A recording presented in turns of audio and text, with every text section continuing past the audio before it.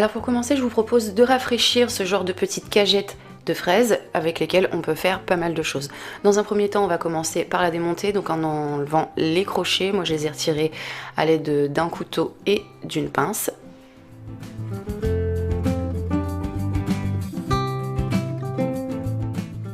De façon bien entendu à pouvoir séparer les deux pièces.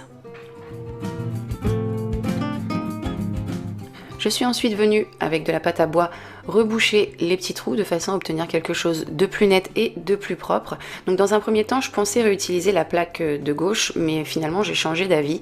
Du coup de votre côté, si vous pensez la réutiliser, rebouchez-la, sinon mettez-la de côté, elle pourra vous servir plus tard.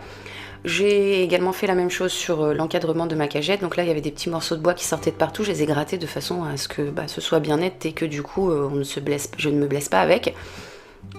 Et ensuite j'ai rebouché les trous.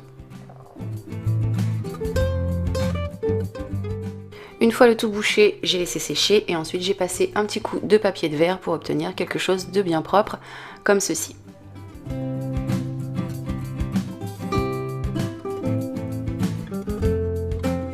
Si jamais vous voulez réutiliser la plaque, il vous suffit juste de retourner votre contour de cagette, on va appeler ça comme ça, y mettre de la colle à bois et la poser dessus tout simplement. Moi comme je vous l'ai dit, j'ai finalement changé d'avis puisque la plaque ne s'adaptait pas, ça allait pas. Du coup je suis passée moi directement à la peinture. Donc j'ai peint le tout avec un noir mat que je trouve très joli et ensuite j'ai pris un morceau de carton. J'ai récupéré le tour de ma cagette, je l'ai placé dans ce sens et là j'ai appliqué ma colle à bois. Donc j'en ai mis tout autour. J'ai ensuite retourné ma pièce et j'ai posé sur mon morceau de carton tout simplement. J'ai ensuite laissé le tout prendre quelques instants et j'ai découpé avec un cutter l'excédent de carton. Si vous voulez des découpes bien nettes, il est assez impératif d'avoir une lame qui coupe vraiment bien. Avec une lame endommagée, ça va déchirer votre carton, ça va pas être top. Donc voilà pour la première découpe et bien entendu je continue de découper ce qu'il y a autour.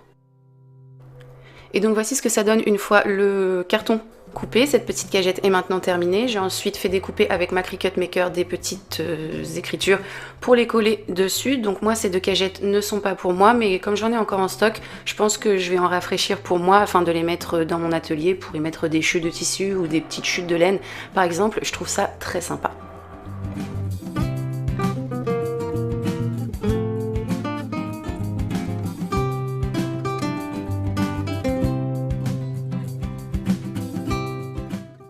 Après ça, suite à plusieurs demandes, j'ai décidé de relooker une petite box. Donc ça, c'est une box qui m'a été envoyée il y a très longtemps par une marque. Donc elle n'est pas totalement en bon état, mais elle n'est pas non plus complètement foutue. Donc ce que je vais faire dans un premier temps, c'est que je vais l'ouvrir à ce niveau-là. D'après ce que j'ai vu, mais je suis pas sûre, la plupart des box peuvent s'ouvrir de cette façon. Donc je l'ouvre là complètement, ça a été un petit peu rafistolé avec du scotch. C'était comme ça quand je l'ai reçu. Je l'ouvre et je la mets complètement à plat. Et ensuite, je vais tout simplement la couvrir.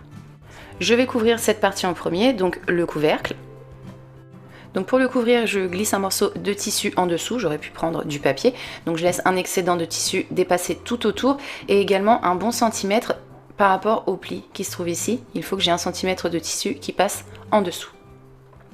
J'applique ensuite de la colle sur le bord de mon couvercle et j'y rabats mon tissu dessus. Comme d'habitude, j'utilise ma colle à bois. Elle fonctionne vraiment quasiment sur tous les supports.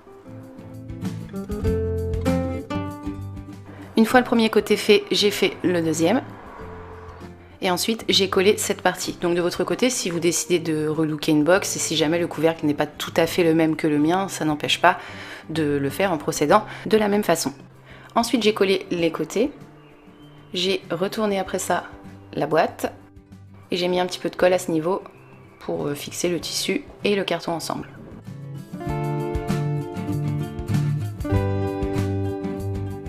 Voici ce que j'obtiens. Je place maintenant ma boîte dans ce sens et je vais couvrir cette partie. Donc je place dessous un morceau de tissu, toujours avec un petit peu de tissu qui dépasse par rapport à mes bords. Une fois que j'ai plus ou moins la bonne dimension, j'enlève ma boîte et sur un côté de mon morceau de tissu, je viens faire un petit ourlet d'environ 1 cm que je fixe avec de la colle à bois.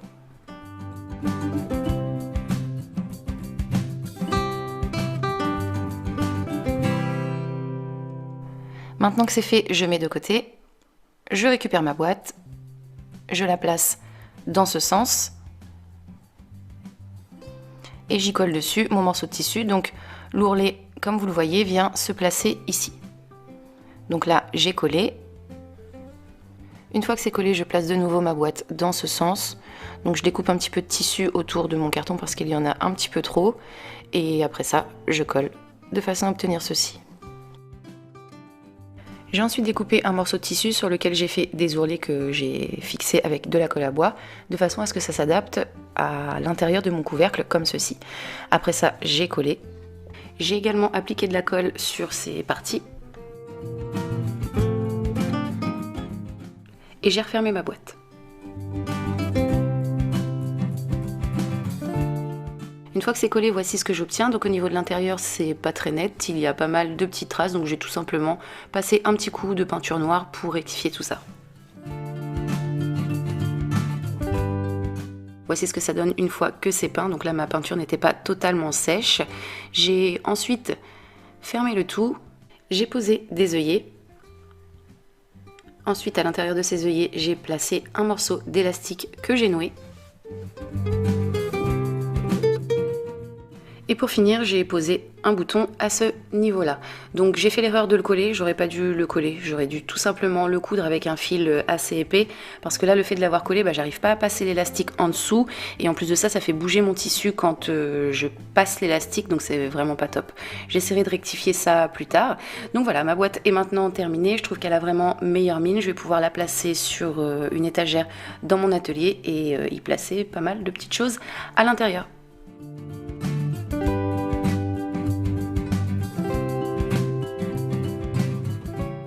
On continue avec des rouleaux de scotch terminés, donc là je vais en utiliser 6 et je vais également utiliser un fond de boîte de Pringles qui me reste d'une ancienne création, donc j'aime bien les garder parce que la partie métallique ça peut servir, et je vais également utiliser son couvercle. Donc là, comme je vous disais, c'est des restes, je garde un petit peu tout dans mes boîtes et comme vous voyez, ça sert. Je commence dans un premier temps par appliquer de la colle tout autour d'un de mes rouleaux de scotch et j'y pose dessus mon couvercle transparent. Une fois que c'est collé, je place le rouleau dans ce sens, j'applique sur ce côté tout autour de la colle à bois et j'y colle dessus un second rouleau.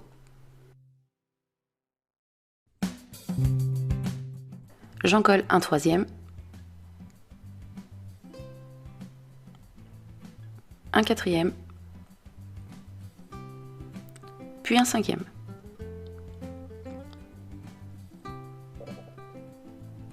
De cette façon, j'obtiens un grand tube que je mets de côté pour le moment. Et je continue avec mon fond de boîte Pringles. Avec un cutter, je viens découper à ce niveau de façon à ne garder que la partie métallique. Donc là, on fait très attention aux doigts. Une fois que c'est coupé, je garde les deux parties. Je prends celle-ci dans un premier temps et je la peins en noir.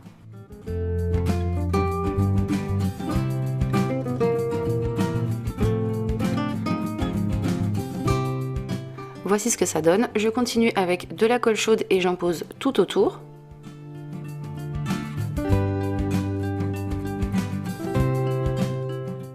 Et une fois que c'est fait, je place dans mon tube.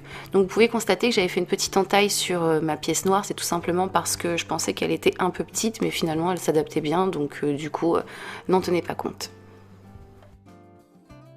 Voici ce que ça donne une fois que c'est collé.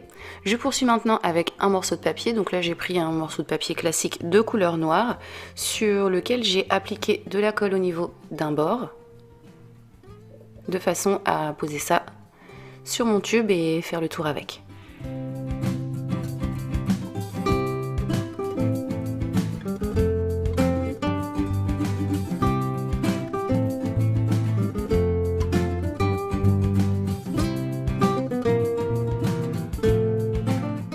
Une fois que c'est collé, je mets un petit coup de peinture sur cette partie, donc sur mon couvercle de boîte de Pringles. Voici ce que ça donne une fois que c'est peint, donc j'ai également peint le dessous de façon à masquer le tout. Et j'ai mis de côté. Ensuite, j'ai continué avec mon dernier rouleau de scotch et cette partie métallique que j'ai découpée tout à l'heure. Je l'ai glissé à l'intérieur de mon rouleau de scotch, de façon à obtenir ceci. Je sécurise le tout avec de la colle chaude que je mets tout autour de mes bords.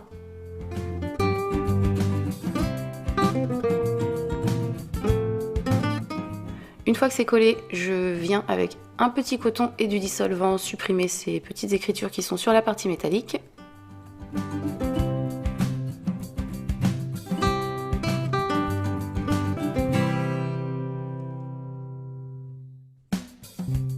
Je continue avec une bande de papier, je mets un petit peu de colle au niveau du bord et je colle autour de mon rouleau.